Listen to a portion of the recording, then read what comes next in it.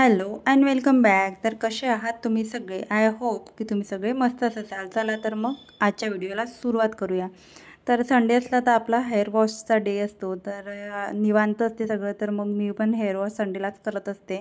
तर hair wash घ्यायचा होता. तर डॅन्ड्रफ खूप होता डोक्यामध्ये, केसांमध्ये. तर मग मी काय केलं, वाटीमध्ये दही घेतलं, साधं दही घेतलं, त्यामध्ये काहीच ॲडिशनल ॲड केलं नाही. दही पूर्ण स्कॅल्पवर अप्लाय केलं.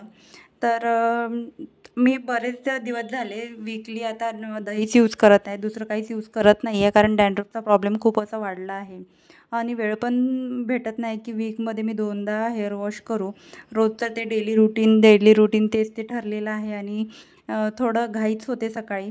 तर त्याच्यामुळे मग आपण घाईत सकाळी आंघोळ करून घेतो आणि जाऊ दे करून ते तसंच राहतं आणि डॅन्ड्रफ वाढत जातं. तर आता मला न धुता वीकमध्ये 2दा हेअर वॉश करावं लागणारच आहे ना, कारण डॅन्ड्रफ खूप वाढला आहे. तर हेअर वॉश करायचाच होता. तर मग म्हटलं टॉयलेट क्लीन करून घेऊया. पूर्ण टॉयलेट जे आहे मी क्लीन करून घेतलं. मग हे सिंक एरियामध्ये सिंक खूप खराब झाला होता. तर हे आजूबाजूचा एरियानी सगळं धुवून टाकलं. सिंक जास्तच खराब होतो. सर्वात जास्त यूज होणारा तो भाग असतो सिंकच असतो आणि त्याच्यामुळे सिंक जास्तच खराब होतं. तर सगळं घासून घेतलं आणि सिंकच्या साईडनीच एक असं सोप होल्डर लावलं आहे. तर तिथे मी कपड्याची साबण ठेवत असते. ते पूर्ण घासून घेतलं आणि सिंक पूर्ण वॉश करून झाल्यावर वर एक टब ठेवला कपडे धुवायचा, जो माझा टब आहे. आणि हे जे सगळं मी ऑर्गनायझर इथे लावलं आहे साईडनी, त्या ऑर्गनायझरमधले सगळं जे सामान आहे ते सगळं मी खाली त्या टबमध्ये काढून घेतलं. जेणेकरून मला जास्त खाली वाकावं लागणार नाही आणि 17 वेळा खाली वाका आणि वरती परत एवढ्यावर हात पुरवा, ती प्रोसेस मला परत परत करावी लागणार नाही. मग टबमध्ये सगळं काढून घेतलं. मग नंतर मला परत हे लावायच्या वेळेस तोच टब मी तिथे ठेवून घेणार आणि सगळं सामान लावून घेणार. तर मी हातामध्ये थोडंसं भैया पावडर आणलं. तेच मी नळ वगैरे मी त्यांनीच नळांना लावून ठेवलं आणि थोड्या वेळाने नळ पण क्लीन करणार आहे आणि त्याच पावडरनी हे रॅक क्लीन करणार आहे. ही रॅक तर आहे स्टीलची, पण याला थोडी अशी रस्ट लागते. क्वालिटी खराब असल्यामुळे किंवा क्वालिटी एवढी बरोबर नसल्यामुळे, याचं स्टील बरोबर नसल्यामुळे जास्तच याला रस्ट लागते. आणि इथे प्लॅस्टिकची रॅक पाहिजे होती, पण आम्ही इथे स्टीलची लावली. मिस्टरांनी आणली तर आता लावून घेतली. यूज तर करायलाच पाहिजे. तर याला असं वरचेवर 15 दिवसातून किंवा 15 ते 20 दिवसातून, 8 दिवसातून तरी घासले तरी चांगलंच आहे. घासल्यावर पुन्हा छान होऊन जाते. पण ओलावा आणि साबणाचं पाणी याच्यावर सांडल्यामुळे ते अशी रस्ट लागते आणि अशी खूप घाण दिसते आणि असं वाटते की लगेच आता फेकून द्यावं लागणार की काय. तर तशीच काही झाली होती. मग थोडं जास्तच खराब वाटत होती. थोडं भैया पावडर, थोडं निरमा घेऊन जे घासणी आहे, जी आपल्या किचनमध्ये यूज करून झालेली जी घासणी, एक्स्ट्रा जी घासणी म्हणजे जी यूज करून झालेली असते, तर ती मी बाथरूम वगैरे क्लीन करायला घासणी यूज करत असते. आय होप तुम्ही पण सगळे असेच करत असेल. यूज करून झालेली घासणी आपण बाथरूममध्ये नळ वगैरे आहे जे क्लीन करतच असतो. तर त्याचप्रकारे पूर्ण क्लीन करून घेतलं. थोडं जास्तच खराब झालं होतं. त्याच्यानंतर हे जे ऑर्गनायझर आहे याच्यामध्ये मग मी काय करते, जास्त खराब न झालं पाहिजे तर इथे पेपर तर ठेवू शकत नाही, कारण मी साबण वगैरे सगळं इथे वरच ठेवून घेते. तर जे काही पॉलिथिन असते घरामध्ये, मोठं पॉलिथिन आपलं पार्सल वगैरे आपण मिळते कपड्यांचे वगैरे, तर त्याला मोठे मोठे असे पॉलिथिन असते.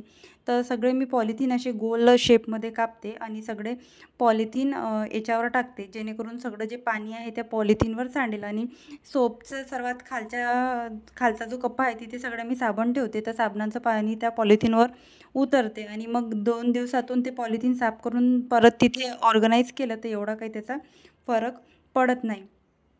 सगळं माझं घासून झालं आहे. आता मी सगळं धुवून घेते. नॉर्मल पाणी घेतलं सिंकमधल्या पाण्याने सगळं वॉश करून घेतलं, जिथे जिथे सोप वगैरे लागलं होतं तिथे तिथे. कारण हे परत असं खराब होणारच आहे, कारण इथे जास्त निरमा वगैरे, साबणाचं पाणी वगैरे त्या रॅकवर सांडते आणि त्याला रस्ट लागणारच आहे. तर इथे पण मी सगळं भैया पावडर आहे ना, ते सगळं लावून घेतलं होतं.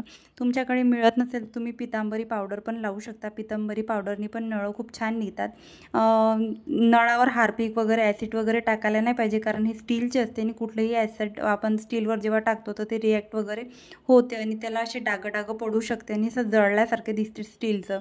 तर असे घरगुती प्रोडक्ट वगैरे किंवा व्हिनेगरनी सोडानी पण नळं जे आहे ते क्लीन होते, किंवा साधं पाणी जरी आपण वापरलं तर त्याने पण क्लीन होते. पण तुमच्याकडे जास्तच नळांवर क्षार वगैरे असेल, पाण्यामध्ये क्षार असेल, तर तुम्ही व्हिनेगर आणि सोडाचा पण वापर करू शकतात. तर तुम्ही बघू शकता मी इथे सगळे जे आहे पॉलिथिन असे कट करून इथे टाकले आहे आणि व्यवस्थित ऑर्गनाईज केलं आहे. आणि सर्वात वरचा जो कप्पा आहे तिथे मी सगळे ड्राय जे माझ्या वस्तू आहे ज्याच्यात ओले हात लागणार नाही ते सगळे मी वर ठेवते, जेणेकरून आपले हात परत परत लागणार नाही. आणि सगळं ड्राय वस्तू झाल्या म्हणजे एक्स्ट्राच्या साबण वगैरे झाल्या तर मी तिथेच ठेवते. आणि एक मनी प्लांट तिथे ठेवते आणि एक छोटीशी वाटी असते तिथे ठेवलेली, जेणेकरून पॅक वगैरे किंवा उठणं वगैरे मला लावायचं असला, बॉडी वगैरे बॉडी स्क्रब वगैरे मला बनवायचं असला तर त्याच वाटीमध्ये ठेवते. आणि ती वाटी मी बाथरूममध्ये नेते आणि परत तीच वाटी मी तिथे ठेवते. बाथरूममधली वाटी मी किचनमध्ये नेत नाही. आणि त्याचप्रकारे इथे फेसवॉश, साबण, निरमा आणि खाली जे आहे सोप सगळ्या ठेवून घेतल्या. तसंच समोर जी खिडकी लागली आहे, एक्झॉस्ट फॅन लागला आहे, ते सगळे काच वगैरे धुवून टाकले, कारण एक काच निघाला वरचा आणि बाकीचे 2 काच ते काही निघतच नव्हते. आणि हात वगैरे कापायची पण खूप भीती वाटते, तर मी हलक्या हाताने छोटा जो आहे कापडाचा तुकडा घेतला, जेणेकरून बरोबर ते पूर्ण काच पुसल्या जातील.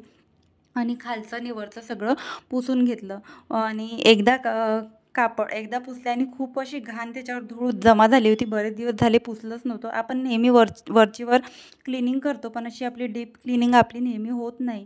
आणि हात वगैरे कापायची पण भीती असते. आणि काचा जर असे निघाले ना इझिली तर आपण धुवून लावू शकतो, पण आधी मी धुवायची तर 2 निघायचे आणि खालचा 1 निघायचंच नाही. पण आता काय माहीत एकच निघाला आणि बाकीचे 2 निघालेच नाही.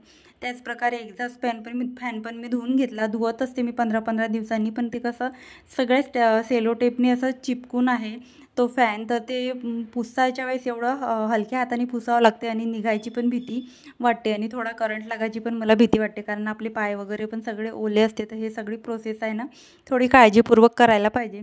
तुम्ही बघू शकता थोडंसं एक आपण हात जरी मारला तर किती क्लीन होते. त्याचबरोबर सोप केस आणि जे काही टब वगैरे आहे बाथरूममध्ये, स्टूल वगैरे आहे आणि पाणी घ्यायचा मग वगैरे आहे, सगळं मी धुवून टाकली, सगळी क्लिनिंग करून टाकली. आता तुम्हाला मी फायनल लुक दाखवते. तर तुम्ही बघू शकता अशा प्रकारे मी सगळं ऑर्गनाइज आणि क्लीन केलं आहे बाथरूम. तर कसा वाटला तुम्हाला माझा आजचा व्हिडिओ मला कमेंटमध्ये नक्की सांगा. आणि हो, व्हिडिओ जर आवडला असेल तर व्हिडिओला एक लाईक आणि चॅनलला सबस्क्राईब करायला विसरू नका. भेटूया अशाच एका नवीन व्हिडिओ ब्लॉगमध्ये. तोपर्यंत मस्त राहा आणि स्वतःची काळजी घ्या. Bye bye.